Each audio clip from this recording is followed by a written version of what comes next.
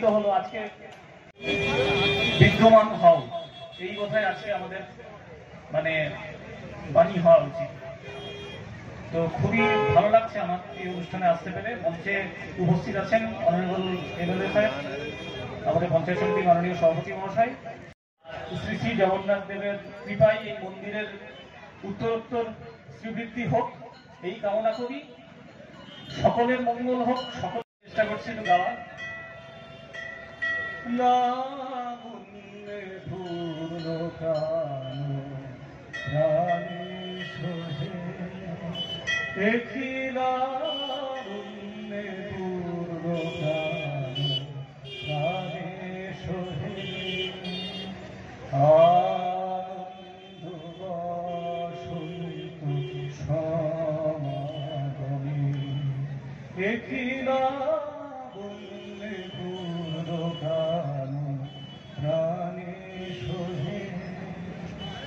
বিকশিত প্রীতি কুসুম হে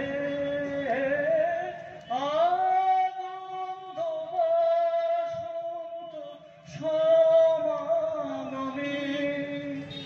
বিকশিত প্রীতি কুসুম হে